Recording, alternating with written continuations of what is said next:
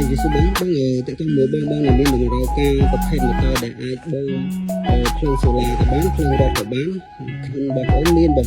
គឺម៉ូទ័រ Max Henro ហើយ Henro នេះមាន4ខ្នាតទី1 2សេស3សេសហើយនិង5សេសកន្លះបាទ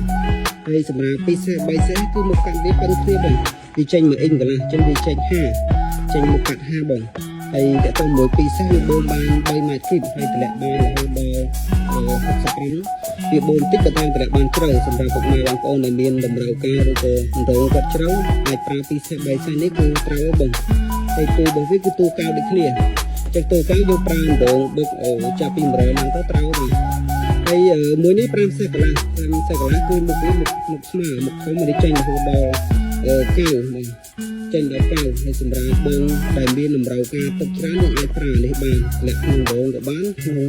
ដងបុកឬក៏អូក៏បានដូចគ្នានេះវាបូមបានដល់24ម៉ែត្រគីបក្នុង1ម៉ោងហើយចម្រៅវាតម្លាក់បាន47ម៉ែត្រហើយបើ5សេសកន្លះទូវ័យនេះវាកង់ហាលរៀមមាន15អញ្ចឹងសម្រាប់ទឹកជ្រៅដូចគ្នា5សេសកន្លះទូវ័យហើយនិង2សេស3សេសនោះដូចគ្នាបាទ5សេសកន្លះនេះវាបូមបានរហូតដល់18ម៉ែត្រគីបហើយចម្រៅវាតម្លាក់បាន168ហើយសម្រាប់ពួក DJ មានចាប់ពី8គីឡូ Hybrid on grid រហូតដល់80គីឡូហើយសម្រាប់ពុកម៉ែបងប្អូនដែលមានតម្រូវការអាចតាក់ទងមកក្រុមហ៊ុនបាន